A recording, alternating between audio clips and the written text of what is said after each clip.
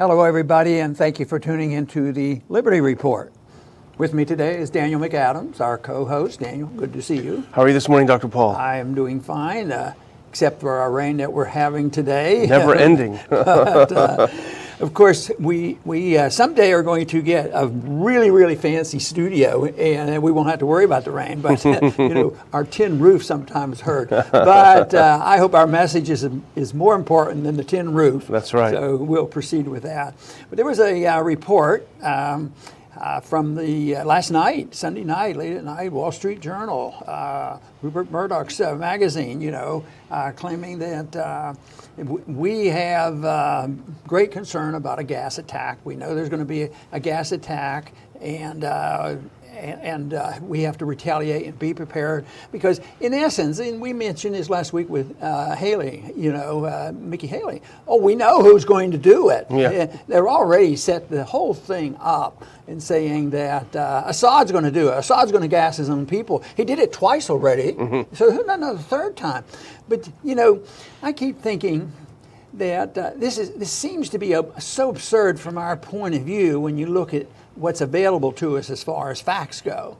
That and if you look at our history, if you look at the history of how we got into the Iraq War, you say, how could the American people believe this? But that's all they hear. On all the TV stations, all the newspapers, all the TVs, they keep telling them, that they're going to attack, and they set the stage where if you object, then you're some type of an un-American. You don't believe in national defense, and yet they're gearing up for this again. And I keep thinking, this is just unbelievable that they'll buy into this again. But as far as I'm concerned, they'd have a tough time convincing me, in spite of all the shortcomings of the Syrian government, that they're stupid enough to, do this. And yet it's discouraging to me to think that our leaders are stupid enough to think that all Americans are stupid enough to believe it. So I hope we can sort this out a little bit and tell the American people that maybe we shouldn't be expanding this war, which is the great potential here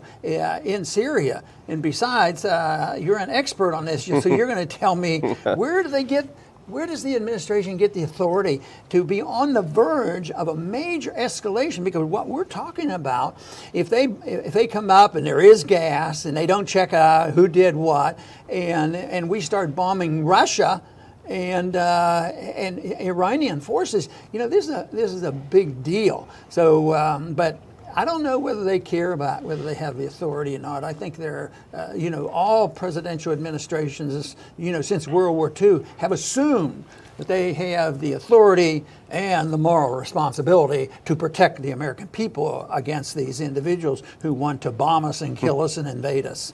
Yeah, and this is it so goes by the exact same page as the lead up to the Iraq War. Wall Street Journal reports that anonymous administration sources have new secret intelligence that we can't see it, but trust us, Assad has approved the use of chlorine gas in Idlib. He's given the go-ahead, he's given the green light. Go ahead, guys, use gas in Idlib. We can't tell you how we got this info, but I think one of the quotes was, we have lots of, quote-unquote, information that they're about to do it. And, again, anonymous officials, you wonder who they are, Nikki Haley, John Bolton, who could it be, or one of their minions. But, it's sad to think of the American people falling for this kind of nonsense yet again. The same kind of anonymous sources, we can't tell you what they are, but the mobile chemical weapons labs that we heard about in Iraq, and over again. Yeah, it looks like there's going to be escalations because one report said that the president still may retaliate even if there is no gas attack. Yeah. He just wants to bomb something. That we have to do something. Now, the one reason why we should be more concerned, about what's happening here, is President Trump has been more consistent with this. Right now, of course, things look better. This weekend, things look better. He said nice things about the North Koreans. The North Koreans didn't show their intercontinental ballistic missiles. And, it looks like sensible people are talking to each other. And if he can achieve this with a country like North Korea, but of course, we've talked about that, and it's on again, off again. But he's pretty consistent. with Iran, and this whole thing seems to be related as much to Iran as Assad. But it's the combination of Assad and the war, the Saudi regime wanting to do away with the Iranians, and Yeah. I think, and that's what seems to be lining up, and this is why this one base is so important. That even though it's Al Qaeda, it's almost like we're bound and determined not to defeat Al Qaeda. Yeah. I mean, I wouldn't say we, but the anti-ISIS and anti-Al Qaeda people include the Russians and to a degree us and the Syrians. And, they're not an international danger right now. The only danger seems to be to the American government is that Al Qaeda is going to disappear, and we won't have an excuse to be in there. Yeah, that certainly seems to be the case, and on Friday, Trump did another flip-flop. Remember when he said, we got to get out of Syria, we have no business being there, we should get out, next month or something, and then his advisors, Mr. President. So Friday he approved a new strategy in Syria. A strategy always is escalation. 2,000 soldiers will be stationed indefinitely in Syria, which is not our country. We have no permission to be there. We're not at war technically with Syria. So, on what legal basis is he going to put 2,000 troops there? But you're right, you nailed it on the head. It's all about Iran. It's all about Iran. Yeah, he has been systematically designed to undermine their government. He said it during the campaign, and he said he'd get out of the agreement, the nuclear agreement, and he did that. And he put on more sanctions, punish the people, and they are suffering. We talked about, the sanctions and all the punishment the Iranian people go through. So he's been very, very consistent on that. But it looks like he's determined to have some outright fighting with them. I mean, if he goes through with this, and actually starts bombing. Bombing Russia and Syrian troops and Iranian troops. I mean, that's to me is where this thing could get out of hand. We always say that there's a lot of bombast, a lot of back and forth, and both sides do it, and nothing really comes of it. But this could get out of hand because one statement said that Trump can be very, very angry if civilians are killed. And I wonder if that happened on all the battles that went over there when we were doing the bombing. No, never happened. But even if just look at this on the surface, these claims, it's so absurd on its face that I think if Americans just paused for a second before they swallowed the propaganda, they would laugh and then they would be outraged, because here is the final battle in Syria. Assad has battled since 2011 against foreign-backed radical jihadists, ISIS, Al-Qaeda, etc. Here is the last stand. He's about to have the final victory, the real last concentration of terrorists in his country. And just now, when the world is watching, he's been put on notice that we're all watching you, NATO's watching, Nikki Haley's watching, everyone's watching. Just now, when he's about to have the final military victory, he steps back and says, you know what, I think I want to use some more gas, because that's the one thing that will have American Tomahawk missiles destroying my army and allowing Al-Qaeda to live to fight another day. I mean, it's so preposterous on its face to consider this, that he would do something like this, that it's just, I almost feel insulted that they think we're this dumb for the propaganda. And we have multilateral agreements, because if we had ever been under attack by the Soviets, then our allies would come to our rescue. But those allies are available, and they're cheering it on. And both France and the French are gung-ho. and the United Kingdom right now are saying, boy, we have to go at them. These are bad guys. We better be prepared. And so they're gearing up. Sure, they're really worried about America, and like we're under attack. Yeah. If they were good allies, they would suggest that we mind our own business. Maybe that would go a long way for peace and prosperity. Well, look at Macron. His numbers are way down in France. He's extremely unpopular. Theresa May has got her own problems in the UK with Brexit. A lot of this has to do with deflecting attention from their domestic problems. But the other thing about this use of chlorine gas, you remember they claimed that they used sarin last year, or earlier this year in Duma, and it turns out that there was no sarin there. But even if, as claimed, Assad used chlorine gas twice against his own people, obviously it had no military value, those two uses of the gas. It did nothing to help him defeat the rebels in Duma and Ghouta. It did nothing it had served no military purpose. The only thing that it did was that it attracted U.S. missiles. So why, even if he did it those two times, why would he say, you know what, that was a total waste of gas, it didn't do anything, but you know what, I'm going to do it again. For someone to do that, he would have to be literally insane. And he may be an evil guy, he may be as evil as they say he is, but we've seen no evidence from his systematic war against terrorism. There's no evidence that he's just literally insane. Well, and if there's a declaration that there's a gas been released an hour from now, they're not going to have an investigation. No. They're not going to. And we had some technical problems, shut down our live stream, but now we're back. We're going to finish up a couple of points we want to make on the show. Dr. Paul, you were talking about what would happen if there was allegations of a new attack. Well, one thing I know won't happen is a proper investigation or a pause and thinking about it, because they've made up their mind. They've already decided there's going to be one. We know exactly who's going to do it, even if it implies that they have to be insane if they did do it, and that is the Syrian government and Assad. He's not going to do it. But they're going to immediately decide that it was, and this would be the excuse to accelerate, and that's where the great danger is. And one of the reasons why I think there's great danger, not only that they might start, hit not only Syrian government, that we're supposed to be there to help and get rid of ISIS, but also the Russians and the Iranians, and so that's going to be dangerous. But the Russians are more equipped now for a major conflict. They must know that this is getting more serious. They have a major naval force. They've always had naval vessels there, and that's one of the legitimate reasons why they have a right to be there, because they have a contract, they have an agreement, they have a base there. That's a lot different than when we go marching in, and we have a presence there. We're even still worrying about Al Tanf and having a place there that might be involved with Iran as well. So they know this is coming, but with this naval buildup, we have ships all over the place and we have missiles all over the place. But this whole thing looks like it's a buildup, and that Assad is and that Assad may be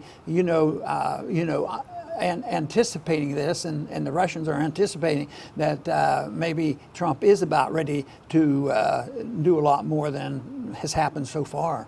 And we put up on the Ron Paul Institute website a Veterans Intelligence Professionals for Sanity memo to the president. They do this pretty often, and they're always really accurate. But they mentioned, they were wondering if the president's been properly briefed by his people. They make a very good point that the Russians are really not sure who's in charge in the U.S. because President Trump will say something and then his national security team will do something completely differently. So that uncertainty is actually quite dangerous when you're talking about nuclear weapons. And the Wall Street Journal article, as you suggested, also pointed out that there is consideration as to whether the U.S. will hit Russian and Iranian forces. And with that kind of buildup, with that kind of naval buildup off the coast of Syria, if the U.S. starts shooting at Russians, knowingly shooting at Russians, there's going to be some U.S. ships sunk, I think. They're not going to take this lying down. Yes, it's just one of those things that it seems like it's impossible for our administrations, not just the current one, to extricate themselves. Once they get involved, they have to save face. We're here to do that. But it's the misinformation, disinformation, and practically lying of why we're there. This whole thing. 99% of the American people believe, boy, this is just great. Obama, he didn't do a good job. He didn't get rid of them. But now we've been in here in this last year and a half. We've gotten rid of Al Qaeda. And never looking at the fact that, yes, Al Qaeda has been defeated, but in spite of us. And here we are in this major climactic battle where we're on the wrong side. And it could explode, and yet there's a determination that there's one guilty party, and that is Russia. Russia has to be blamed for everything. So, and another example that I use for bipartisanship. You know, it's very bipartisan to bash Russia. You know, have you noticed it's Yeah, not that everyone loves Obama was an enemy and now they're friends and this sort of thing. It's been consistent that they have to bash Russia, and yet they argue a little bit about that. But this is bipartisan. Nobody's going to say, well, Trump shouldn't respond because the Russians did it. You know, that is the problem. Maybe we'll wake up a few souls. There's a few other people on the internet that still get their message out, and it just doesn't make sense on what they're doing. And let's have more confidence and encourage the people to think for themselves and at least look at what's happening. Most people aren't so much against what we're saying. Most Americans are probably a little bit uninformed and apathetic about the whole thing. They don't realize probably what the danger could be, so they go along with it. Yeah, that's true. And I would just say that Dr. Paul hit the nail on the head earlier in this program when he said there is no authorization. President Trump has no authority to start bombing Assad, to start bombing Russia, to start bombing Iran. He has no authority. If you like Trump or if you dislike Trump, you should be concerned with the president that's using this war authority to do something that very, very easily could escalate beyond anything we could imagine. We've said this before, but again, it looks like we're on the verge of such a thing. If there's ever a time that you called your congressman and told him or her that the president does not have the authorization, you need to challenge the president. You need to make it very clear to the president he is not to send off bombs into Syria on his own whim. So we need to really get together and let our congressman know about this. Dr. Paul? And you know, this sounds like a complicated, unusual point that we're talking about. But what we're talking about is a basic fundamental of why we had a revolution. One of the major reasons that we had a revolution and we wrote a constitution that said the executive branch of government does not have the responsibility morally or constitutionally to start war. They don't have this authority. And yet when you look at it, since World War II, they've never used it. Even before that, it was sort of superficial, but technically they went along with it, you know, and went through the practice of making a declaration. But since then, it has been assumed that the American executive branch, our government, has this responsibility to protect us from all evil, all threats, and not participate much with the Congress. And this to me is the major problem. Just think of what would have happened if all the fighting that we have been doing and all the bombing and wars that we have been involved in since 1945 had been canceled out unless we had a declaration of war. I keep thinking of how much better off we would be and how much better off the world would be.